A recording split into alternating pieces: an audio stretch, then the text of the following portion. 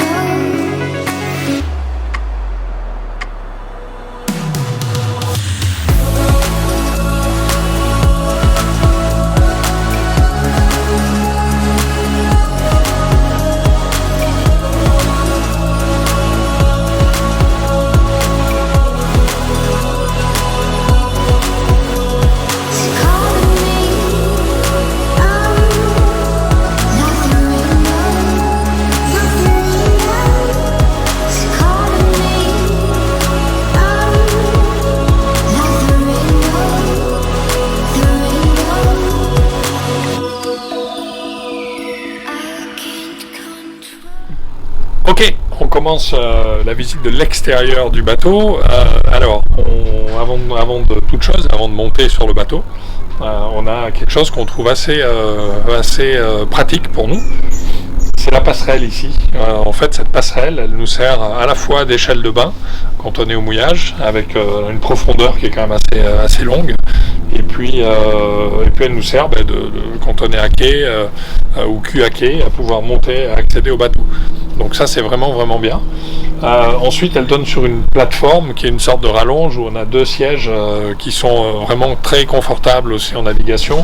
Et sous la plateforme, on retrouve la survie, donc le radeau de survie, qui est accessible assez facilement puisque en fait on a une goupille ici, sur laquelle on n'a qu'à tirer et ça fait tomber le radeau à l'eau.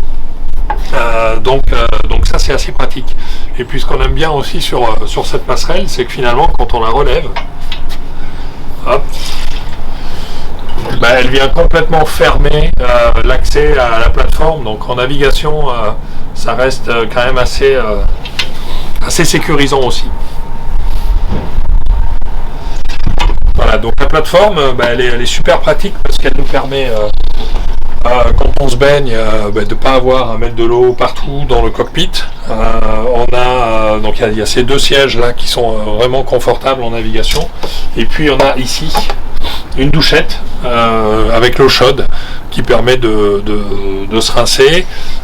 Et si jamais on pêche du poisson, parce qu'on a tout le matériel pour pêcher du poisson, on peut le faire ici, donc ça évite aussi de mettre une scène de crime partout dans le cockpit. Donc ça c'est pratique. Voilà. Puis après on a notre cockpit, donc qui n'est pas un cockpit central, mais qui permet quand même d'être bien protégé de la mer et des vagues, des embruns, à chaque fois qu'on est en navigation. Donc il est assez grand.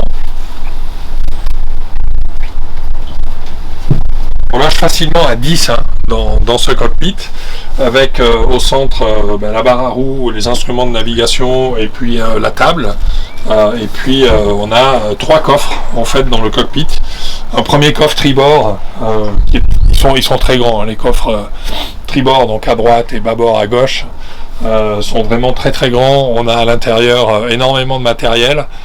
Des choses qu'on ne devrait même pas avoir parce que c'est plein de jouets, des enfants, des pelles mécaniques, des choses comme ça, mais bon, on les garde pour l'instant. Mais on a 2 grands coffres, moi j'y loge largement debout, donc ils sont profonds. Et sur cette partie-là, on a le groupe électrogène en plus. Sur la partie bâbord, on a tous les moteurs des frigos qui sont là, et puis on y stocke aussi nos bouteilles de gaz, du matériel de sécurité, puis les voiles. On a des voiles aussi à l'intérieur avec des housses qui permettent de recouvrir en hivernage l'ensemble du bateau pour le protéger. Dans le coffre barreur, alors c'est un peu bizarre parce que ça fait une sorte de bosse, mais ça fait en fait un siège intégré. Et ça aussi, ça se révèle assez pratique. Là, on a toutes nos amarres, tous nos bouts de rechange, avec ici l'accès à la trappe de nos bouteilles de gaz. Donc c'est toujours des espaces de stockage, hein, mais c'est pareil, ils descendent très profond. On a une ancre de rechange, on a une hélice de rechange qui vont là, et on a des bouts et des haussières de plus de 100 mètres qui nous permettent de pouvoir aller rattacher le cul du bateau à des rochers quand il s'agit de ne pas bouger la nuit au mouillage. Donc là, on est vraiment très content de ça. Le poste de navigation, donc c'est une petite barre, donc ça laisse quand même de l'espace pour passer. On a le compas ici. Là, on a notre propulseur d'étrave qui permet au moins en arrivée au port de pouvoir sécuriser les manœuvres. Ici, on a la commande du pilote. Et puis un répétiteur, un écran qui nous donne toute la route, les indications au niveau de l'AIS, du radar, etc. Donc on retrouve en fait tous nos éléments de navigation et les cartes électroniques ici. Après, on a notre table de cockpit. Notre table de cockpit, ce qu'on a trouvé pas mal, c'est que comme ça, elle paraît petite. On peut l'ouvrir ici, il y a de la place pour on y stocke des choses, mais sinon c'est un coin à bouteille. Notre table de cockpit, elle se déplie comme ça de chaque côté. Et en fait, ce qui est bien, c'est qu'on a une rallonge qui vient se clipser dessus. Et on peut facilement manger à 8 sans trop de difficultés. Ce qui fait que c'est modulable, et quand on navigue, c'est largement suffisant comme ça. Par contre, dès qu'on est au mouillage, encore une fois, on rallonge l'espace de vie à l'extérieur, donc c'est quand même vraiment très bien. Après, on est bien protégé normalement du soleil. Là, on a enlevé certaines des bâches, mais on a un bimini qui vient bien protéger l'arrière du bateau. Puis on parlait de la hauteur sous barreau tout à l'heure. Regardez, au niveau des bimini, c'est très souvent dans les bateaux qu'on a essayé. J'ai le bimini qui arrive juste au ras des cheveux, là, donc c'est pas très agréable. Là par contre, on est à 2m30 sans problème. Donc ça aussi, ça donne de l'espace quand même, on se sent pas complètement serré quand on a besoin de manœuvrer, etc. On a la capote ici qu'on a reprise un tout petit peu parce que les parties translucides étaient sèches et craquées. Donc là, on a refait un tout petit peu de mise à niveau, et puis normalement on a une toile qui vient se mettre encore au-dessus, donc qui ferme complètement dessus, et on a des toiles qui ferment complètement sur les côtés et qui nous donnent de l'ombre, et finalement ça nous fait presque une pièce supplémentaire qu'on peut utiliser là aussi quand il fait très chaud. Donc on a vraiment une belle terrasse dehors. On a un barbecue ici, qui est un barbecue à gaz, qu'on utilise aussi souvent pour faire des grillades, pour faire du poisson, mais on l'apprécie pas mal. Pareil, il était sur le bateau déjà, donc ça c'est quand même très très bien. En termes d'accastillage, on a 1, 2, 3, 4, 5, 6 winches juste dans cet espace-là, qui nous permettent en fait de manœuvrer le bateau sans aller à l'avant quasiment, quoi. On n'a pas besoin, quand tout se passe bien et qu'il n'y a rien qui pose de problème à l'avant, on peut manœuvrer la totalité du bateau ici, quasiment en solitaire d'ailleurs. Sur un 52 pieds, c'est pas du luxe. Donc 2 gros winches électriques et ensuite des winches manuels.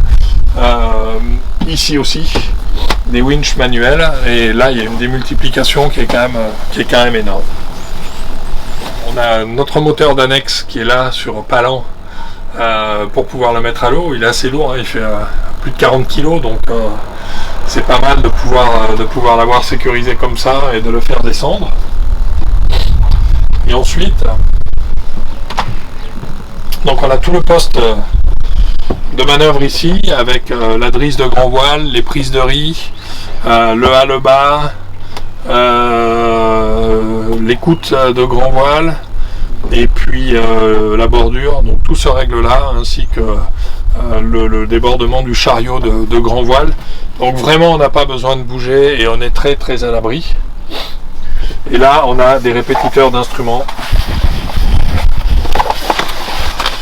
sur ces quatre cadrans avec voilà, ici la profondeur, ici la vitesse et le lock, donc qui nous donne un petit peu la distance journalière parcourue et puis la distance totale parcourue avec le bateau.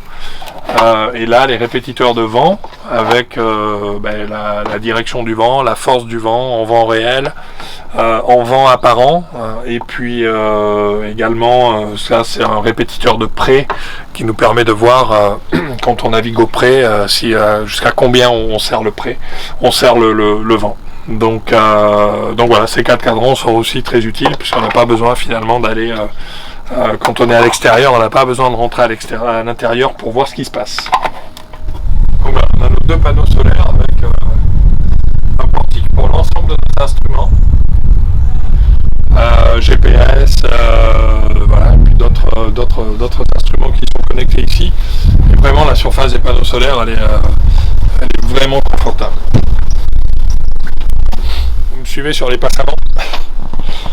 Alors souvent sur des bateaux, on a toujours soit il y a des passes avant qui sont très larges, soit il y en a qui sont légèrement inclinés sur le côté. Enfin, c'est toujours un peu difficile. Là, le fait que le cockpit soit bien protégé, le début des passes avant est pas forcément très large, mais en fait on s'y fait bien. Puis on a beaucoup d'accroches, donc même en navigation à la gîte, on est quand même capable de pouvoir bien se tenir, que ce soit là ou là. Et puis plus on avance, plus on a des prises avec ici toutes les mains courantes qui nous permettent d'avancer.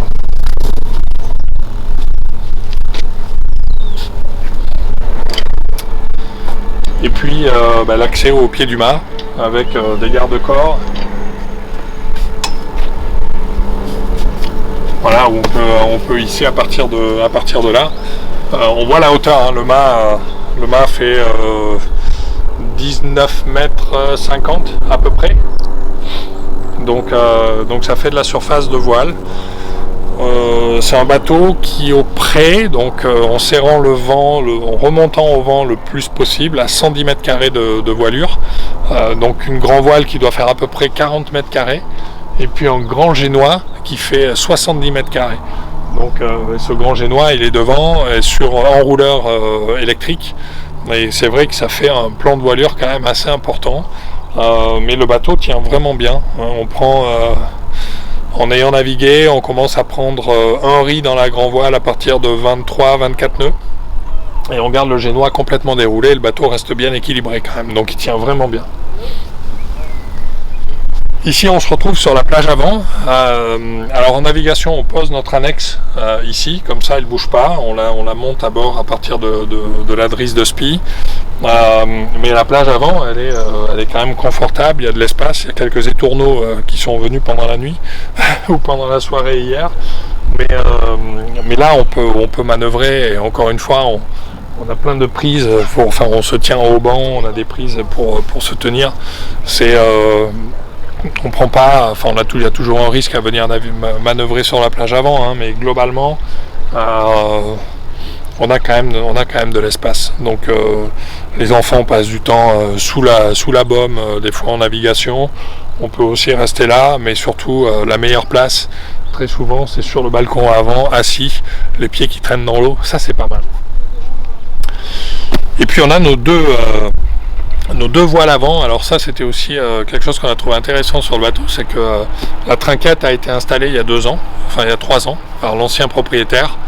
Donc on a une trinquette sur enrouleur manuel, et puis le génois qui est sur enrouleur électrique, et qui nous permettent de pouvoir moduler quand même les voiles sans trop les faire souffrir, comme on voit sur certains bateaux où quand le vent monte, on est obligé de rouler le génois ou la voile avant, faire des tours, 3-4 tours sur elle-même. Là, l'avantage c'est que on roule complètement et puis on déroule la trinquette et on soulage comme ça les voiles. On a une 3e voile avant qui est le spi, Et sur ce SPI, il doit faire 150 mètres carrés à peu près le SPI. On l'a pas encore utilisé là à ce jour. Il nous manquait quelques pièces d'accastillage. On a un SPI sur chaussette, donc qui permet de compléter la panoplie et qui est à mon avis bien propulsif pour un bateau de cette taille. Voilà, et puis devant toute le guindeau, le guindeau avec l'ancre. On a une ancre qui fait 30 kg et 80 mètres de chaîne de 12 mm. Donc ça permet quand même de bien tenir au mouillage, avec en plus ici dans la baille des amortisseurs de mouillage et d'autres amarres. Donc pour l'instant on n'a pas bougé, même avec 30-35 nœuds au mouillage, on n'a jamais bougé. Maintenant il ne faut jamais dire jamais sur un bateau. Voilà, je pense qu'on a fait le tour sur la plage avant et sur l'ensemble du bateau. On a un roof qui est quand même assez haut, donc vous verrez quand on va visiter l'intérieur, c'est un roof panoramique et ce roof panoramique qui nous donne quand même une vue à 300, pas à 360 mais presque sur le plan d'eau. Donc quand on est au mouillage, c'est vraiment agréable. Donc voilà la tournée de l'extérieur du bateau et la petite visite de l'extérieur. On va pouvoir passer à l'intérieur maintenant.